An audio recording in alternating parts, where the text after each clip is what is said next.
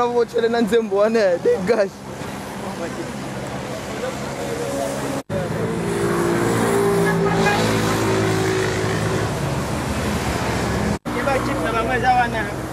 Mohamed.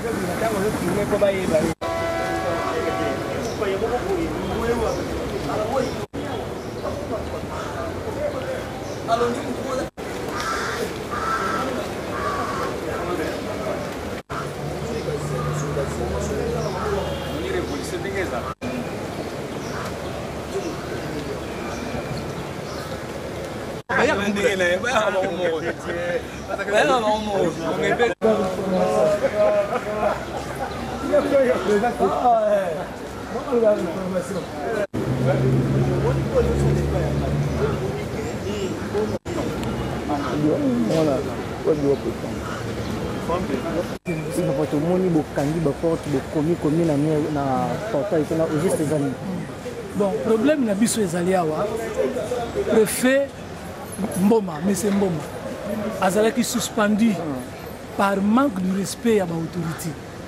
Afingi ba autorité awa na miso ya bana classe na miso ba professeur. Ezamba liboso te lolenge na ya kofinga biso ba professeur. Alors lokola milakisaka ke azali homme fort aza na relation na ministère, aza na relation na gouverneur de la ville, na hôtel du gouvernement, partout aza na ba relation yango wana aboyi koke na suspension. Alors pour na biso de moni leçon nini oya azali kopesa biso balandi na ye na leçon nini oya kopesa bana classe ezamba liboso te peut-être biso to profiter na occasion. C'est un mauvais dirigeant. Il mal gère l'argent qui entre ici dans cette école. Nous avons l'autofinancement ici dans cette école. Mais combien nous gagnons? Nous avons l'usine de fabrication de glace. Ah, tozana usine il y a fabrication ya baboudé. Tozana ba usine ebele yawa. Il y a au pire mais to monaka mbongo wana te. Toujours ko bangisa biso. Oya komeka na ko suspendre. Asa suspendre combien awa bakei. Yango wana ngonge beti tozo belela na gouvernement. Tozo belela na ministre provincial. Mama Olenga aya kotala biso likambo. Mama Olenga ozotika bana boye ndenge nini? Ça fait combien de mois bozwa li futi? Hein? Tozwa kambongo, mais mbongo tozwa ka yango te esengeli tozwa. Tozwa ka ba $60 awa. Esengeli bozwa combien? Na budget na ye tango ye awa alobi asali prévision budgétaire na ye azana possibilité de futa biso $200. Asala ki réunion. Ya liboso tanga yake. Mais $200 wana moye to mona yango ezati. Et na bambongo ya Minerval oyo azopesa biso azofutisanga pa bapara. Fourniture scolaire tala ndenge vimba. Journal de classe kaka ya pamba. $10 botuna ba parents soki makambo to sol desala.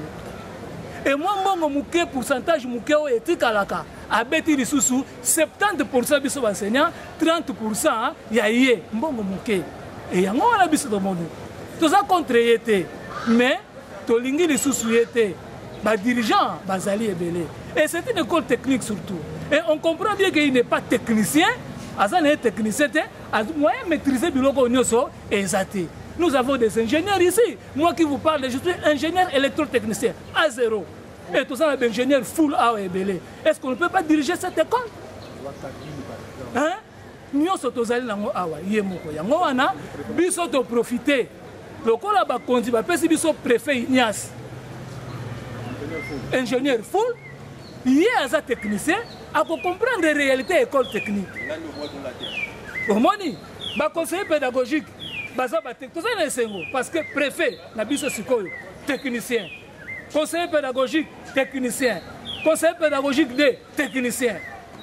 Alors, ce que ba technicien, et l'autre wana, beaucoup monde a itinji loyo et komata. Biso to tangi na école oyo, ba professeur Belé à l'époque.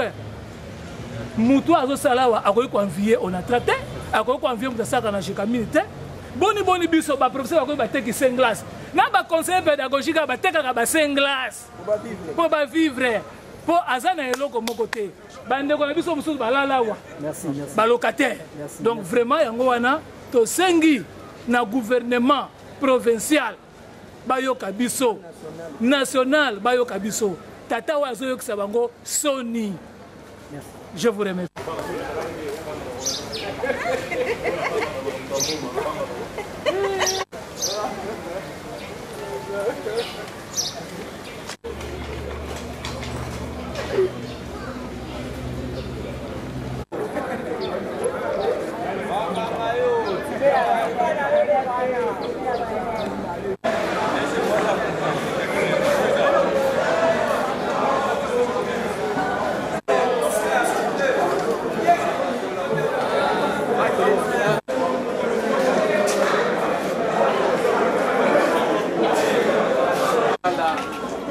Filmer dans l'état initial.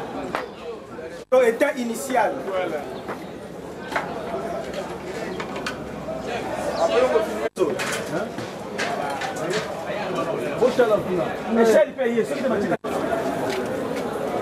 Papa, aussi beaucoup. Continue à la au revoir, au revoir.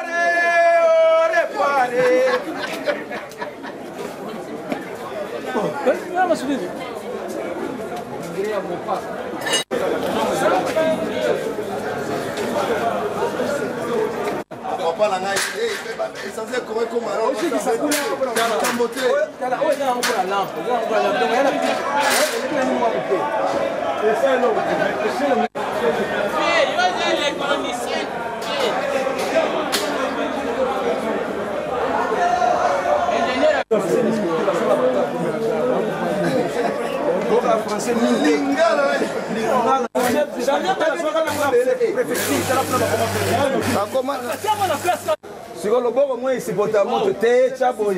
Chael.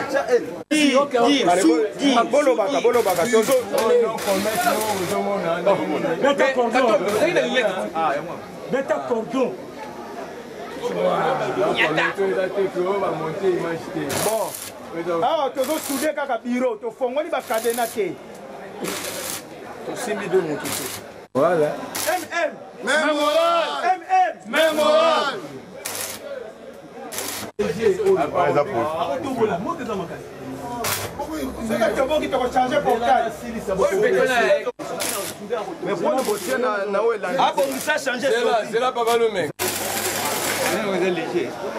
Imagine un problème sport, tu as d'accord.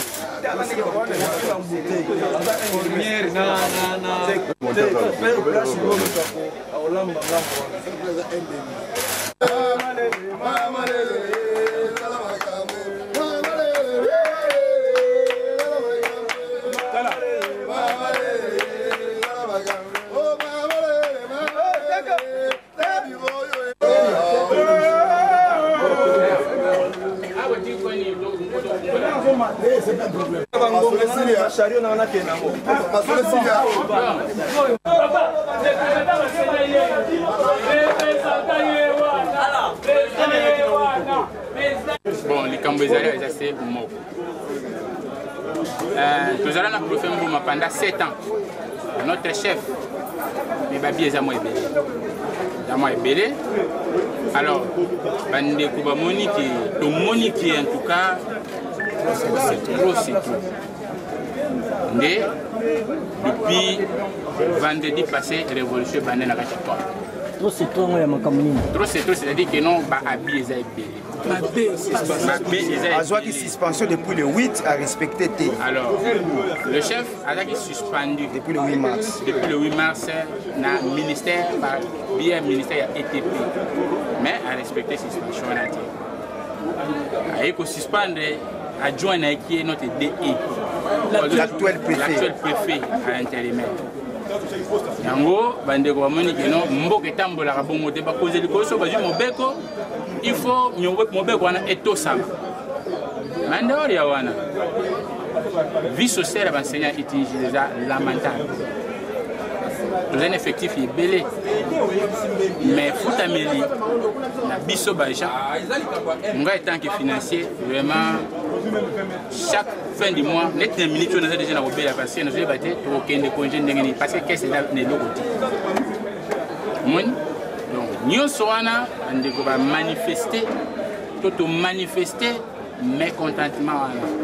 Nous sommes cause l'école va trancher le problème une fois pour toutes. C'est-à-dire que la communauté va lobby gestion il y a préfet bon et là ma bé Iti préfet Ignace Azwa école total année de parce que tu as un souci de formation il y a élèves il y a enfants congolais pour baser ba élite ya mboko. Surtout que c'est l'enseignement technique. Surtout que tu as l'enseignement technique.